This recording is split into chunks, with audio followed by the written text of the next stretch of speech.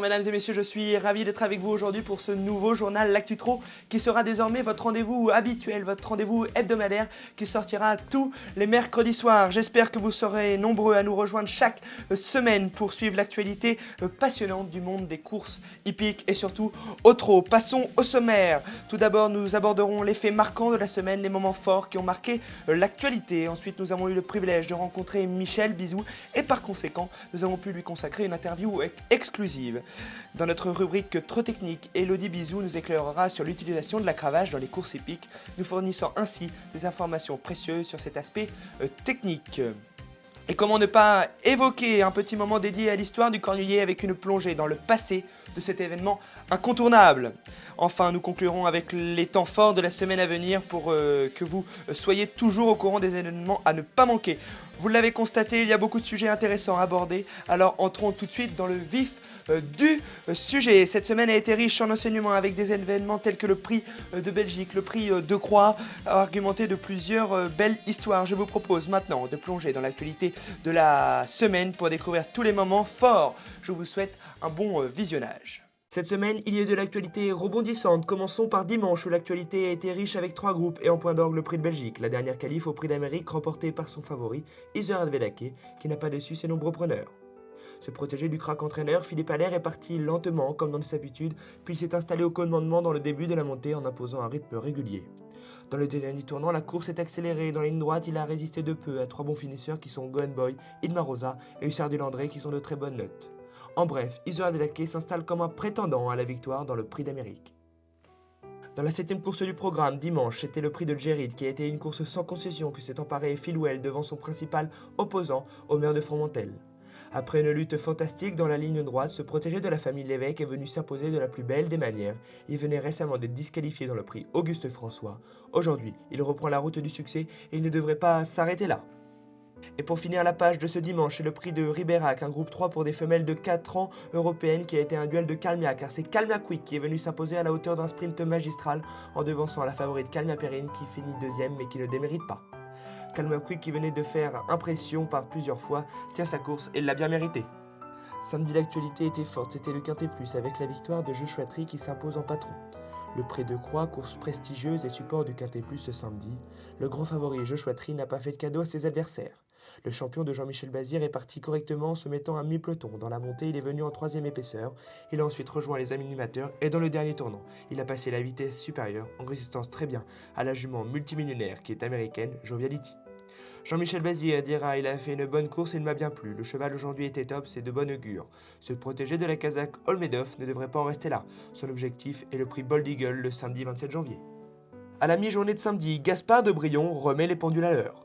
Dans le prix Jean Boileau le 7 décembre 2023, il avait été décevant en finissant seulement 5ème. Aujourd'hui, il a montré un tout autre visage. Le cheval est bien parti, puis il a été attentif à mi-peloton dans la montée. Il a suivi Goéland de Fort, qui a fini 2ème et qui l'a emmené sur un plateau jusqu'à l'entrée de la ligne droite. Dans la ligne d'arrivée, il n'a pas fait de détails en faisant une ligne droite de toute beauté, menée de main de maître par son mentor, Mathieu Abrivard. Gaspard de Brion rassure, et vu le style de sa victoire, il devrait continuer sur sa lancée. La journée de samedi s'est finie avec une belle victoire de Kenan de Joud qui marque les esprits. Kenan de Joud s'impose pour la première fois sur la cendrée parisienne et annonce d'autres victoires. Ce cheval qui avait commencé sa carrière par une victoire sur l'hippodrome de Cholet a eu ensuite des déboires sur l'hippodrome de Caen où il avait été disqualifié. Ensuite, tout s'est enchaîné avec 5 succès consécutifs en province où il commençait déjà à faire parler de lui. Aujourd'hui, il s'impose à la manière des forts dans ce groupe 3, le prix Blénou 2.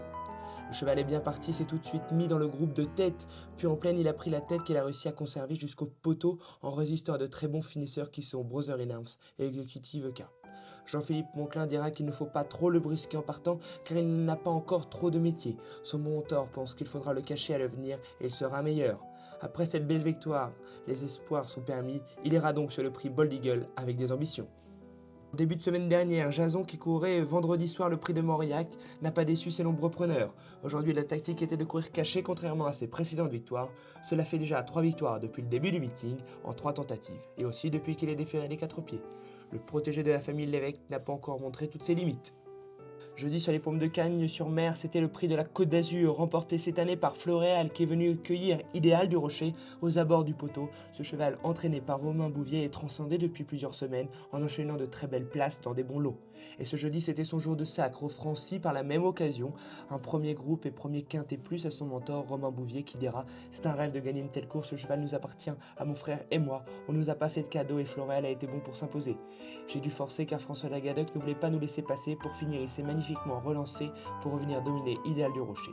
Floréal a passé un cap depuis quelque temps. » Alors que les grandes échéances hippiques approchent, avec le prix de Cornillé, le prix d'Amérique, le monde des courses est secoué par la nouvelle de l'accident d'Alexandre Abrivard, victime d'un accident de la circulation samedi sur l'autoroute A11 entre Charles et Saint-Arnoux. En se rendant à Vincennes, le talentueux pilote a subi une double fracture tibia-péronée. Malgré ce coup dur, Alexandre Abrivard a été rapidement pris en charge par le docteur Auberger, chirurgien orthopédiste à l'hôpital de Sainte-Croix-Simon à Paris.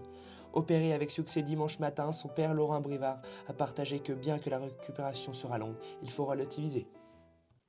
Et nous lui souhaitons un bon rétablissement à Alexandre Brivard. Parlons à présent du Prix d'Amérique, la plus grande course au monde. Avec un regard sur les potentiels partants sur votre écran, vous pourrez voir les affiches des chevaux qui pourraient participer à cet événement exceptionnel. Normalement, le favori Ida Ottillard, qui n'a pas pu courir le Prix de Belgique en raison d'un petit problème au niveau des voies respiratoires, devrait être de la partie selon son entraîneur Thierry Duval d'Estaing. Parmi les autres participants potentiels, nous retrouverons des noms bien connus tels qu'Ampiam et DSM, qui était deuxième l'année précédente, Guderi Prey, Isard Delaquet, Hussard Ligendré et bien d'autres que vous pouvez découvrir sur votre écran. Nous suivons de près le développement de la compétition et resterons attentifs à toutes les nouvelles concernant la participation de ces chevaux exceptionnels au Prix d'Amérique.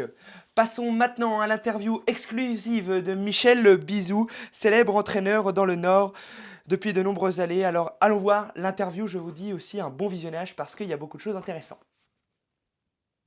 Bonjour, Michel Bizou, propriétaire, éleveur, entraîneur, driver de chevaux de course.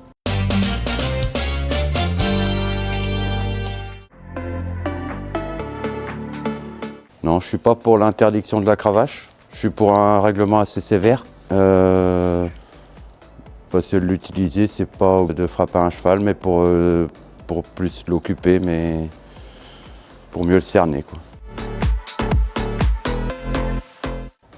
Bon, les qualités, c'est surtout la motivation et la passion des chevaux. Bon, bah là, je vais être assez commun. C'est surtout Jean-Pierre Dubois qui m'inspirait le plus. Après, les entraîneurs comme Alain Laurent, les drivers et surtout, je parle de mon époque et puis mon père. Et Philippe Verva. Mon meilleur souvenir, il y en a plein. C'est difficile à en détacher. J'ai toujours pris du plaisir et des bons souvenirs dans les courses que j'ai eues. Comme on dit, chacun vit avec son temps. Pour l'évolution, il y a toujours des évolutions, le monde il change tout le temps, donc après on vit toujours avec notre époque et puis on aime bien notre jeunesse ou notre passé, mais il faut la suivre. Je pense que les gens font tout pour que ça se passe bien. Il y a du positif et du négatif, maintenant c'est venu plus peut-être un business, mais qu'avant c'était plus peut-être plus une passion pour les propriétaires, mais c'est l'époque qui est comme ça. Merci beaucoup à Michel Bizou de nous avoir accordé cette petite interview. Et maintenant, plongeons dans la rubrique Trop technique avec Elodie Bizou qui nous explique l'utilisation de la cravache dans le monde des courses hippiques. C'est pareil, c'est très intéressant. La cravache de course, le débat intemporel dans les courses hippiques. La cravache, c'est une aide artificielle qui permet de diriger et transmettre des messages à son cheval pendant une course. Pour les drivers, comme les jockeys, la cravache permet de canaliser son cheval d'un côté ou de l'autre. On les appuie pour les stimuler et également la cravache attelée fait du bruit, permet aussi de les stimuler afin de les canaliser. C'est des codes que les chevaux connaissent, des codes qu'on leur transmet dès leur plus jeune âge, qu'ils connaissent. Le bâton posé d'un côté ou de l'autre pour les diriger ou le bruit pour les stimuler. Au trot monté, on sait tous que les jockeys montent court, donc la cravache permet un prolongement de leurs jambes Et à l'attelage, on est à l'arrière du cheval et ça permet un prolongement du bras du driver. C'est un élément sécuritaire qui doit bien évidemment être utilisé à bon escient. C'est là que le rôle des commissaires est très important afin de veiller au bon usage de la cravache. Les commissaires vont observer la manière dont les jockeys et drivers vont utiliser leur cravache et ils peuvent se faire réprimander si la manière n'était pas du tout réglementaire. Ça peut aller d'une simple amende à une mise à pied. Les jockeys sont de plus en plus conscients du nombre de coups réglementaires et donc limitent leur coup de cravache. Et de plus, il existe une réglementation supplémentaire qui les interdit de lever le bras plus haut que la ligne des épaules. Un jockey ne pourra pas lever plus haut que ça, et un driver ne pourra pas lever plus haut que ça. Bien évidemment, pour les drivers, chaque guide doit être dans une main. Ils ne peuvent pas prendre les deux guides dans une main pour utiliser leur cravache. Absolument, maintenant faisons un petit point histoire sur les courses hippiques et plutôt sur le prix de Cornulier, cette prestigieuse course au trot monté qui se déroulera ce dimanche. Cette épreuve est en effet l'une des plus importantes et des plus attendues dans le monde du trot. Bon visionnage. En cette semaine de Cornulier, je ne peux pas passer à côté du point histoire sur le Cornulier.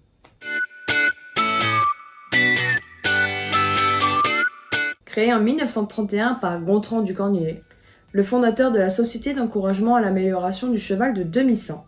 C'est la course la plus prestigieuse au monde sous la selle. Elle est définie comme la finale du championnat du monde du trot monté.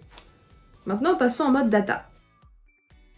Les chevaux les plus titrés et ayant réalisé un triplé sont Soarus, Gardon, Késietro, Bellino II et Jacques de Bellouet. Jean-Marie est le jockey qui l'a remporté le plus de fois en la gagnant 8 fois. 3 fois avec Gardon, 2 fois avec Didalium Pello, et 1 fois avec Prince Veil, 1 fois avec Querido II et 1 fois avec Gamelia. Joël Allais, c'est l'entraîneur qui l'a remporté le plus de fois avec Késietro, Oligo, Toubon et Juan Durib. Céline Leclerc est la seule femme à avoir remporté le Grand Prix du Cornulier à nos jours. Même si j'avoue, je pense qu'elle va bientôt perdre ce record. 1:11:2, c'est le record de la course effectuée par Billy Billy en 2020. Vers la victoire de nouveau dans la grande course montée de l'année avec Billy Billy qui a course gagnée devant Antoine Le Brouillère qui va réussir à prendre la deuxième place et Féline Kershit qui termine à la troisième place. Pour moi, la belle histoire, c'est l'édition 2021. La victoire de Bayakeno avec Mathieu Abrivard, un peu en mode coup de poker. Ferré, à son âge, c'était un coup de poker qu'on avait tenté. La jument n'étant qu'une néophyte sous la selle, elle remporte avec brio cette finale du championnat du monde du trot monté.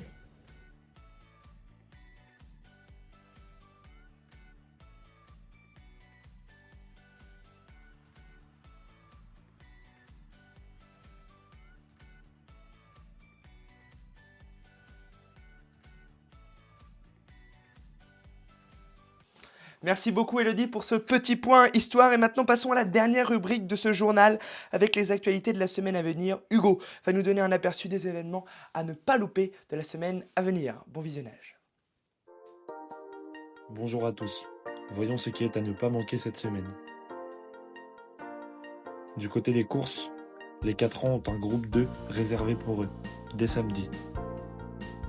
Le même jour, un groupe 3 pour les chevaux les plus âgés leur est réservé. Nous pouvons retrouver parmi la liste des engagés des chevaux comme Orsi Dream ou Diable de Vauvert par exemple. Sans oublier le lendemain, le dimanche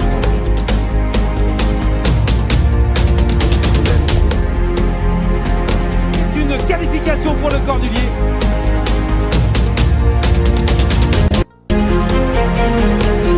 À 2 semaines de la grande épreuve du championnat du monde des trotteurs. Pour peut-être remporter une deuxième fois le prix de Cornulier, il s'envole. Parallèlement, on en parle. Flamme du Gautier gardera-t-elle sa double couronne? Alexandre Abrivard, forfait pour le Cornulier Amérique. Benjamin Rochard, l'attraction de ce début d'année. Anna Desmolles montée par François Lagadec, qui remplace Alexandre Abrivard. Et Thierry Duval d'Estaing, en quête d'une double couronne Cornulier Amérique. En bref, ce qui est à retenir. Un défi de taille pour Flamme du Gautier, qui devra essayer de décrocher une triple couronne dans cette épreuve, le Cornulier. Alexandre Abrivard blessé, il doit renoncer au sacre suprême de fin janvier, à savoir le Cornulier et l'Amérique. Benjamin Rochard est en plein boom. François Lagadec montera Anna Desmolles, en remplacement de Alexandre Abrivard. et Thierry Duval d'Estaing a un effectif en or.